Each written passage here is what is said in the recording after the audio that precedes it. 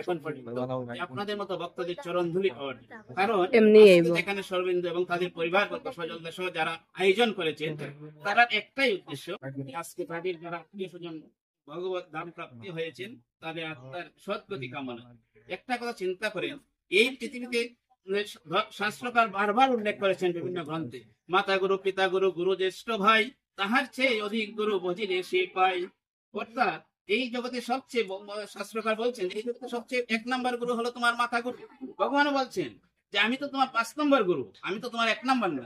কারণ 1 নম্বরকে ভগবান বলছেন এই জগতে তোমার 1 নম্বর হলেন তোমার মা, 2 নম্বর হলেন তোমার পিতা, 3 নম্বর হলেন তোমার শিক্ষা গুরু, 4 নম্বর হলেন তোমার দীক্ষা গুরু, 5 নম্বর হলাম আমি জগৎ গুরু।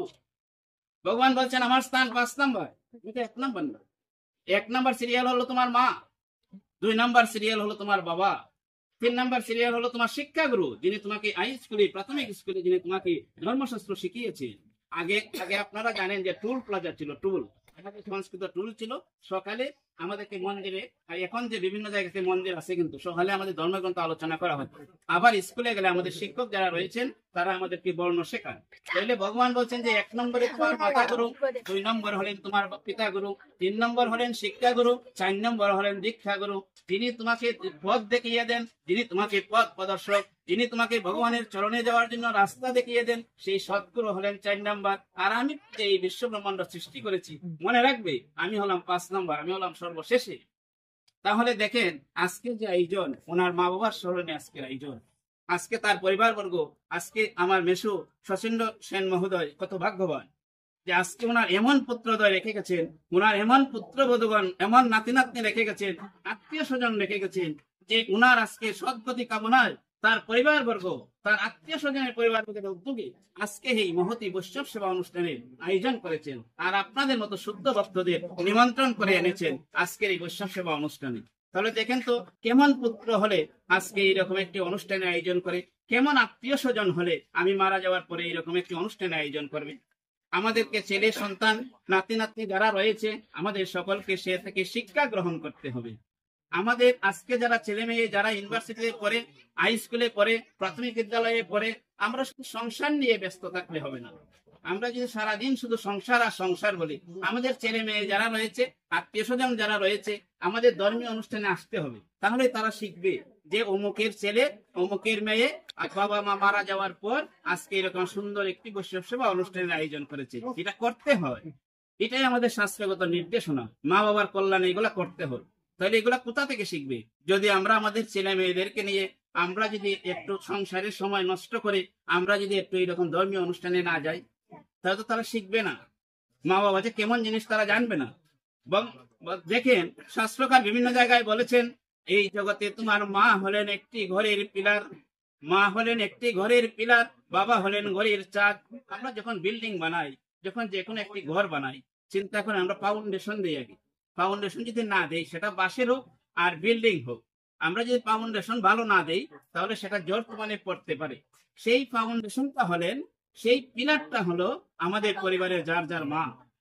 আর এই ঘরের ছাদ যদি আমরা না দেই, চাল যদি আমরা না দেই, তাহলে যেমন আমাদের বৃষ্টি পড়বে, রুদ্র পড়বে, আমরা বাস করতে পারবো না। সেই ঘরের ছাদ হলেন বাবা। তাহলে চিন্তা করেন তো মা বাবা কেমন জিনিস। আমরা ছেলে সন্তান হিসাবে, মেয়ে সন্তান হিসাবে, নাতি নাতনি হিসাবে আমাদের যারা গুরুজন রয়েছেন, যারা মা বাবা রয়েছেন, তাদের প্রতি আমাদের কেমন সেবা করতে হবে। মা, শাস্ত্রকার বলছেন মা হলেন সেই ব্যক্তি যিনি আপনাকে 10 মাস 10 দিন গর্ভ ধারণ করে, যিনি 10 মাস 10 দিন কষ্ট করে আপনাকে জন্ম দিয়েছেন। যে বাবা সারাদিন নিজের চিন্তা না করে রোদ বৃষ্টিতে ভিজে আপনার জন্য আহার জুগিয়েছেন, যে মা শীতকালেও এই শীতেও নিজে লেপ না গায়ে না দিয়ে ছেলের যাতে ঠান্ডা না লাগে সেই জন্য প্রস্রাবের মধ্যে মা ঘুমিয়ে রয়েছেন, যাতে তবু আমার বাচ্চার যাতে কোনো ঠান্ডা না লাগে।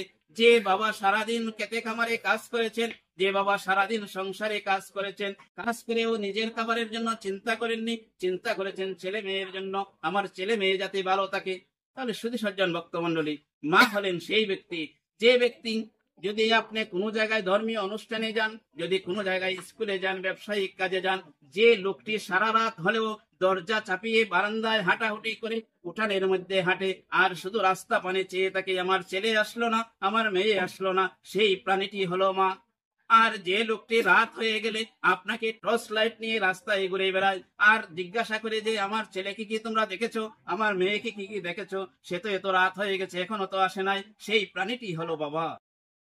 তাহলে শুধু সজ্জন ভক্তমন্ডলী, আমরা বিভিন্ন ধর্মীয় অনুষ্ঠানে, বিভিন্ন উৎসব অনুষ্ঠানে, বিভিন্ন জায়গায় বলি যে আমাদেরকে যেতে হবে, আমাদের ছেলে মেয়ে যারা রয়েছে তাদেরকে নিয়ে আমাদের অংশগ্রহণ করতে হবে। মানুষ, আমরা দেখছি বিভিন্ন জায়গায় আলোচনার সময় শুধু উপস্থিত সময়েই মানুষ একটু হয়, তখন সময় চলে যায়, আলোচনা করার কোনো সুযোগ থাকে না, প্রথম দিকে একটু কম হয়। সে ভাই আমরা তো সাংসারিক জীব, আমরা ব্যস্ত সময় পার করি, আমরা যখন কাজের সময় আমরা একটুকু অবহেলা করি না। কিন্তু মনে রাখতে হবে যে আমাদের ধর্মীয় গ্রন্থ পাঠ যখন আলোচনা হয়, আমাদের যেখানে হরিনাম যজ্ঞ হয়, যেখানে যে বাজার আয়োজন, আমরা যেন ওই আয়োজনের জন্য আমরা একটু সময় নষ্ট করেও আমরা যেন সেখানে উপস্থিত হই, তাহলে আমরা জানতে পারবো শাস্ত্র সম্পর্কে, আমরা জানতে পারবো যে